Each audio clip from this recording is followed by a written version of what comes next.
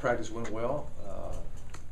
I heard Coach Grantham coming off the field seemingly pleased about what had happened, and didn't get any indication that Coach Bobo didn't like the way things went. But now we did do a lot of crowd noise that I'm not sure I heard every word those guys said, and couldn't tell if they were happy or sad. But I think overall the guys, we had a good day. Good first dress rehearsal tomorrow.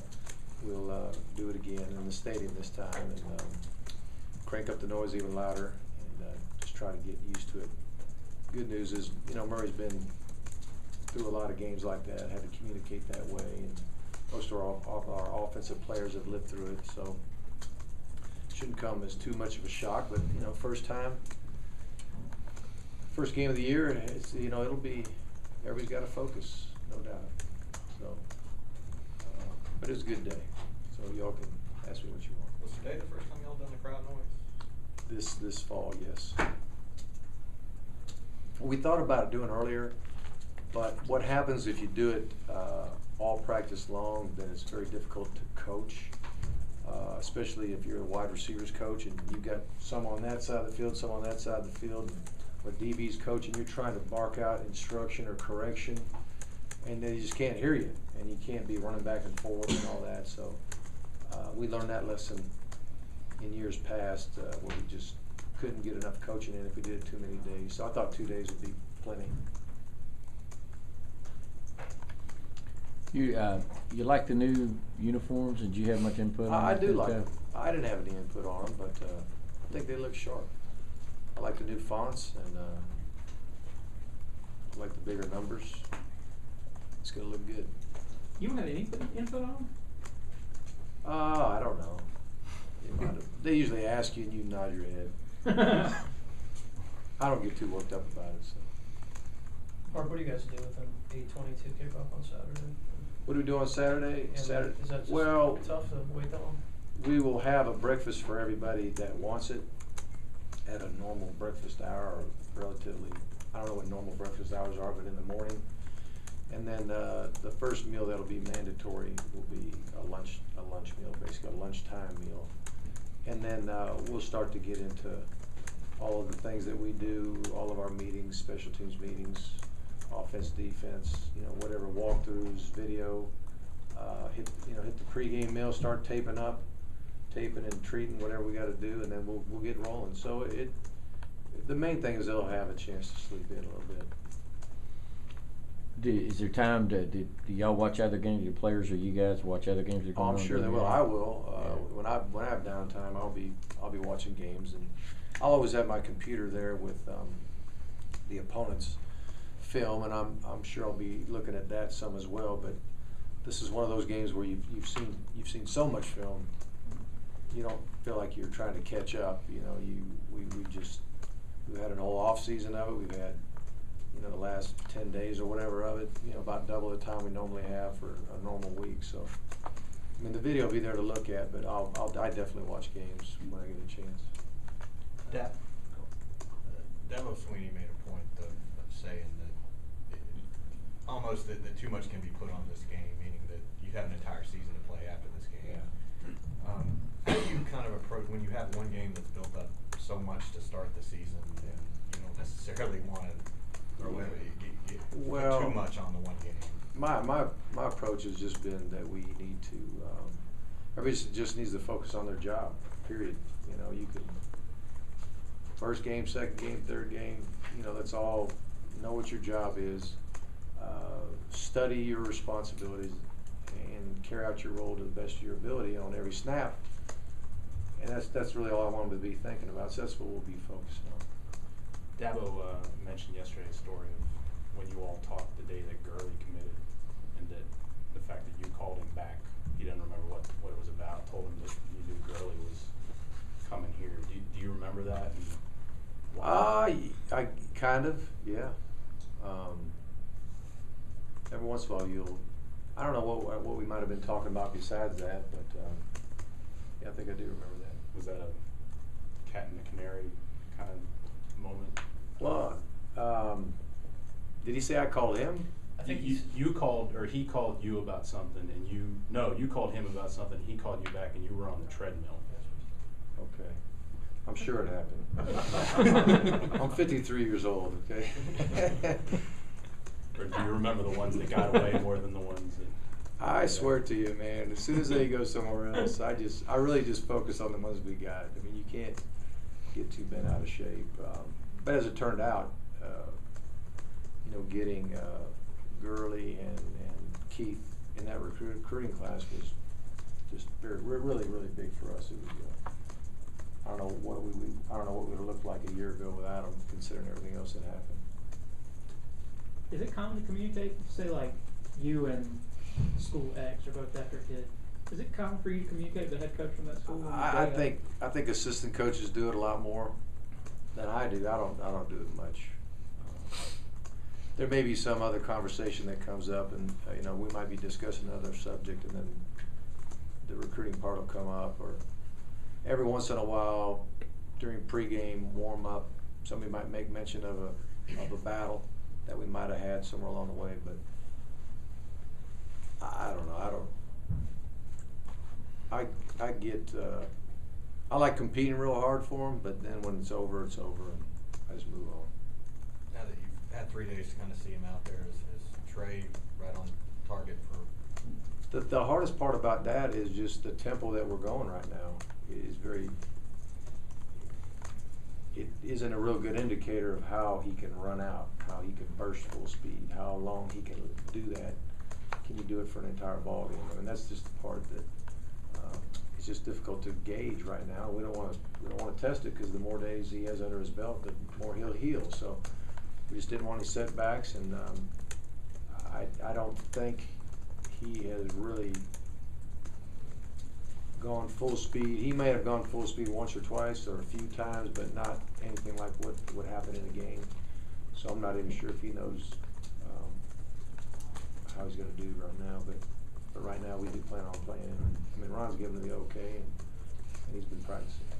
That's just because you guys aren't at that point where you're like going full speed yourselves, right? Yeah, it's just our tempo, especially today and tomorrow. It's just not a tempo that would really give you a good feel. Talk about offensive tempo for Clemson. Is it that much unlike anything y'all have seen before? Obviously, y'all play a lot of spread teams, like to hurry up and that sort of Right. thing. They're as fast or faster than anybody we've played. Mark, how you doing? I'm doing wonderful. Good. I haven't seen y'all summer. Yeah. Can you share a few thoughts about Blake Sailor's kind of fall he's had and what y'all are looking for him this year? Well, Blake is a senior. Blake it's called underloading. You can underload, meaning if you're a senior and all you need to graduate is 3 hours or 6 hours or whatever it is, then that's all you have to take. And normally you have to take at least 12 hours to be NCAA eligible. But if you're a graduating senior, you can underload. Well, he's got 1 credit hour. he mastered the skill of underloading. So that's probably been really nice for him this fall. But Blake has earned the right to do that academically. He's been a great student, been a great special teamer for us. We expect more of the same. He's just really dynamic cover guy, and he's made a bunch of big plays. We hope he makes some more. Coach, the last several years you've had Brandon Boykin and Brandon Smith who were able to come in and take a offensive snap or two. Do you see anybody in the team that can maybe fill that role, or is that a closed playbook? Well, I think in the future we have some guys that could, but right now we don't have anybody training in that way. There's probably a couple freshmen that could have that ability, and we kind of like them to get at least 1 season under their belt at the position that their primary position, and then also it might depend on what kind of firepower we got on offense, and do we need somebody that could give us a little boost or not. So right now I'm not sure if we'll do it. It's not involved in the game, but Mark and I sat down with Jerry Moorhead today and just talked about his role. He's been here a while. He was a faculty rep for a while, so I imagine I don't know how well you've gotten to know him. Pretty good. What's your just kind of impression? Oh, I like President Moorhead a lot. On a personal level, you do get to know your faculty rep pretty good. And so through that process and beyond, even though he moved into the provost position, the relationship was already there. So there'd be times that we'd see each other socially, or some type of Bulldog event, or there may be a question that comes up that I still might pick up the phone and give him a call. And so that's been a real good relationship. And I think he's really good. He's a good man for the job. I think he was here at age 29 and has been here. I think he's been here ever since. But played a lot of different roles, and he handled a lot of internal things at Georgia, and now he's doing a lot of the external things, which is a little different for him. But I think he's well prepared for it. Mark, you've obviously been through a lot of the preseasons, and has there been anything that's differentiated this preseason from others? Anything about this team that stands out to you? The first thing I was going to say was the weather. I know I'm the weatherman around here, but it was so mild. It was just so mild. If we were playing a noon game and it was hot, I don't care who we were playing, we would be hurting. We'd have guys cramping up, and we'd be in trouble. We're playing in the evening. It's still going to be warm and humid, so we still may have some issues. But these guys were really, they really have been a pleasure to coach, because I think there's been so many guys just fighting for their position, fighting for playing time, fighting for travel squad, opportunities and all that. And the veterans that have been around have tried to help the young guys, I think they've been very serious about trying to perfect their trade, and they're doing everything we're asking, and been real pleased with that. Is Reggie Davis in your receiver rotation? Do you expect him to? Yeah, I think Reggie will play. I think Reggie will play. I don't know how much, but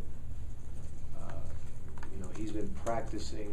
He's not been on the scout team. He's been practicing with the offense.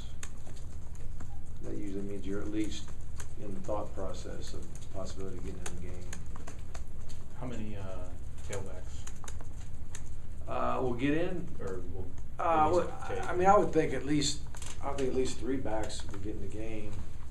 I mean, there's a possibility that more get in the game, but I would think.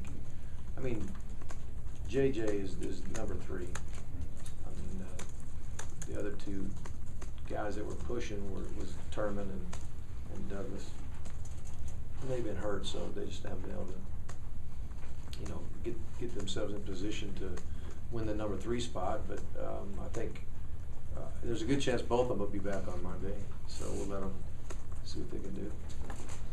You were talking about game day procedures on Saturday with College Game Day and the circus in town. Do you encourage the players to watch that and soak in the hype, or is that something you kind of rather them stay away from? I let them do what they want. You don't want to give a rule you can't monitor, but you can't hold anybody accountable for. And I'm not going to be in everybody's room and trying to be the television police and all that kind of thing. But if that kind of thing gets them fired up, ready to go, great. If that kind of thing, I mean, if they don't want to watch it, they won't. But I don't mind them watching it.